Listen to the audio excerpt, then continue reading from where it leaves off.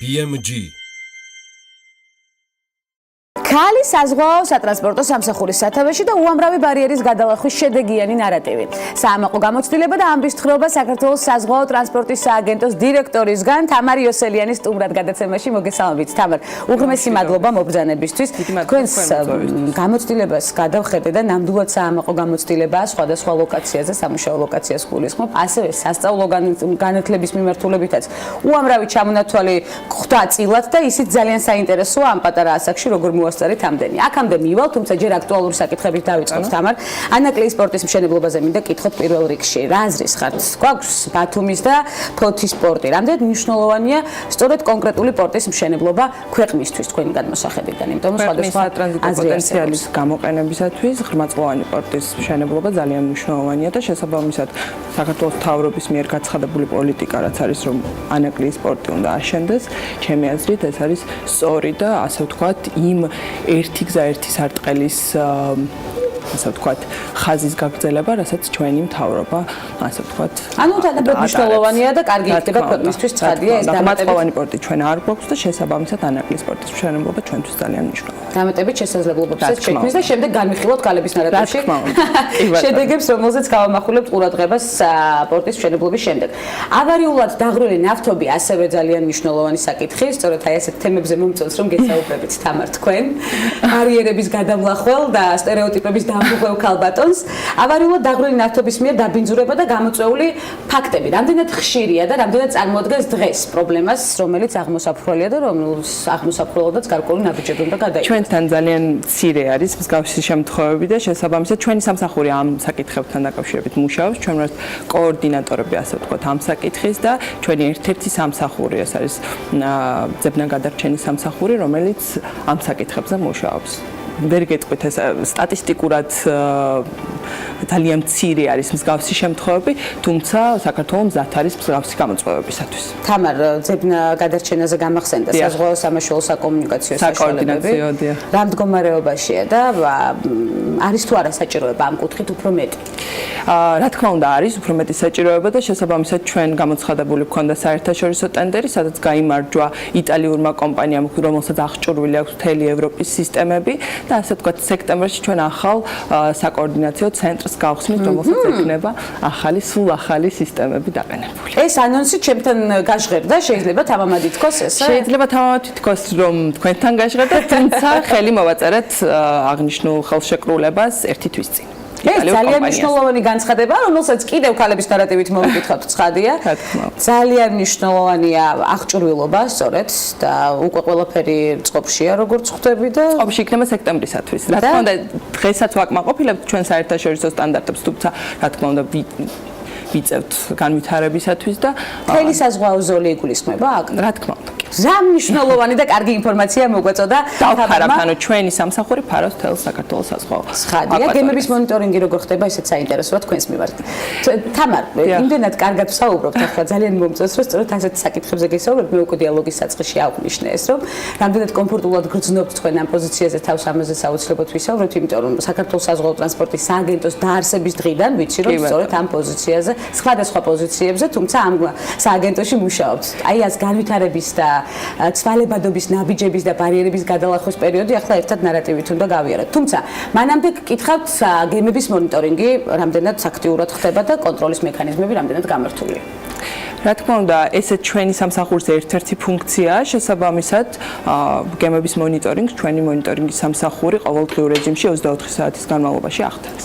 ყველაფერი მწყობრშია ასეთი ხელმძღვანელის ხელში. ჩვენ ძალიან მაგარი გუნდი ყავს საზღვაო ტრანსპორტის სააგენტოში, შესაბამისად მათი დამსახურებით ჩვენ გუნდური პრინციპით მუშაობა ყოველთვის შედეგზეა ორიენტირებული, მით უმეტეს როდესაც ასეთი მაინსპირირებელი ხელმძღვანელი ყავს, კიდევ ერთხელ გაუსვამ ამას ხაზს. როგორ მივედით საქართველოს საზღვაო ტრანსპორტის სააგენტომდე? მანამდე იყო იურისპრუდენცია, როგორც ვიცი, თქვენი პროფესიული არჩევანის მიმართულებით. კი ბატონო, თავიდანვე საჯარო სამსახურით დავიწყე, მუშაობდი პრეზიდენტის ადმინისტრაციაში, იურისტის თანამდებობაზე, შემდგომ გადავინაცვლე საქართველოს ეკონომიკის ამდგრადი განვითარების სამინისტროში.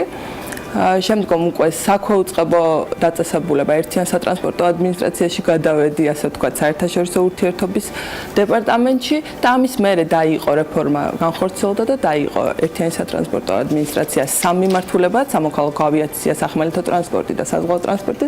მე ავირჩიე დედაქალაქიდან გადასვლა ბათუმში საზღვაოს მიმართულებით, იმიტომ მიმაჩნია, რომ საზღვაო ძალიან მნიშვნელოვანია ზოგადად ქვეყნისათვის და ქვეყნის განვითარებისათვის და გადავედი ბათუმში იურიდიულის დეპარტამენტის უფროსის თანამდებობაზე.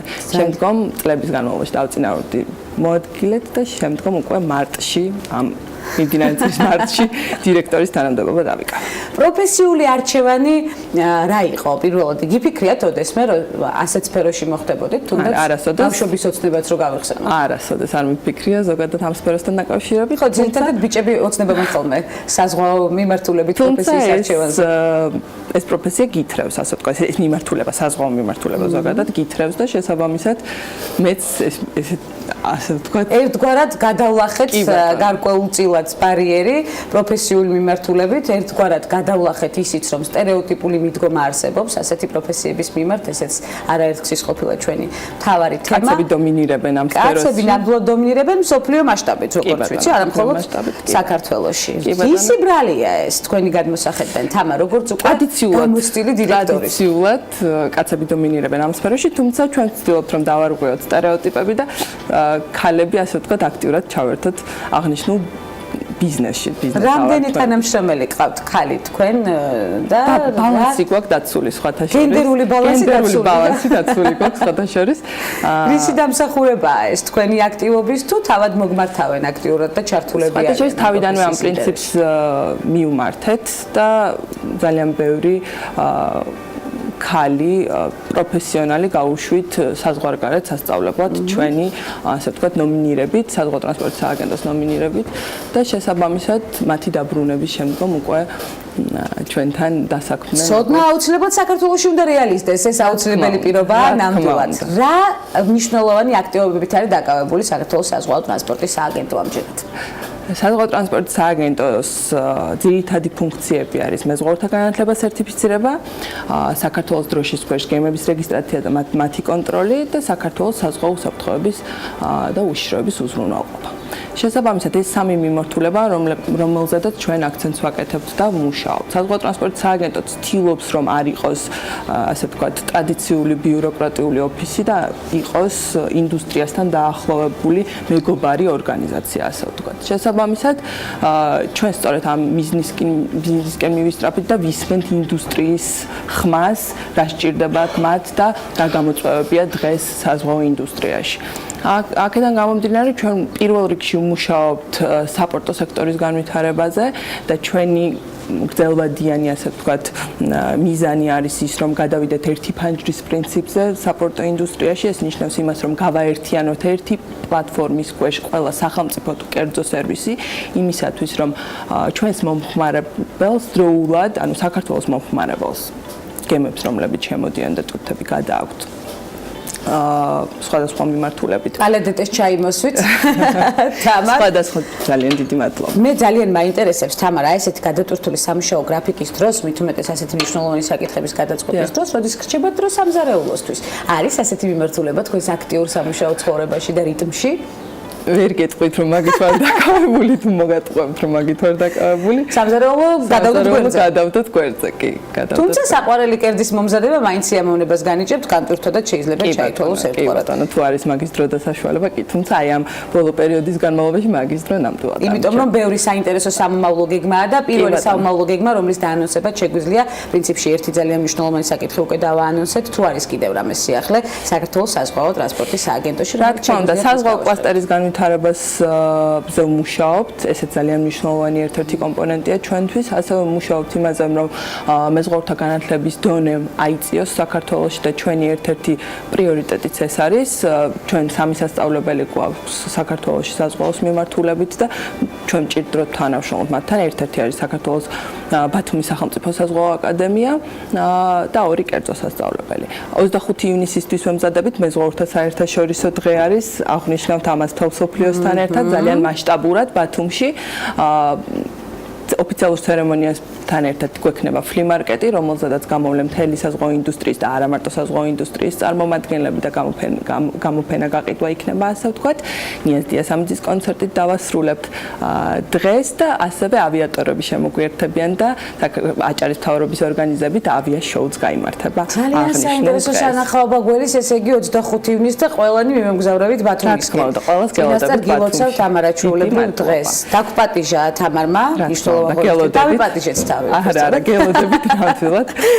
და ამის გაშუქებაც ცხადია, ამ მნიშვნელოვანი ღონისძიების გაშუქებაც იქნება სარფიანი სატელევიზიო ფორმატებისთვის და მაყურებლისთვის, იმიტომ რომ თუ ყველა ვერ მოახერხებს ცხადია ღონისძიებაზე დასწრებას, ეს იქნება ძალიან მნიშვნელოვანი სანახაობა უკვე სატელევიზიო ეთერის მეშვეობითაც. უღრმესი მადლობა თამარ მობრძანებისთვის. მე იმედი მაქვს რომ გავაგრძელებთ ჩვენ თანამშრომლობას და ურთიერთობას არაერთი ერთი რაღაცის დამატება მინდა. თუ შეიძლება სექტემბერში საქართველოს ბათუმი სტუმრობს მეორე საზღვაო საერთაშორისო ფორუმს, რომელზედაც ასევე გეპატიჟებით, იმიტომ რომ 500-მდე სტუმარი გვეყოლება საერთაშორისო მასშტაბით და შესაბამისად მნიშვნელოვან სტუმრებს ველოდებით საქართველოში. და ძალიან მნიშვნელოვანი კომუნიკაციები შედგება, რის შემდეგაც უკვე დგება საქმიანი შედეგი. უღრმესი მადლობა თამარ მობრძანებისთვის. თამარ იოსელიანი საქართველოს საზღვაო ტრანსპორტის სააგენტოს დირექტორი სტუმრობდა გადაცემას ქალების ნარატივი.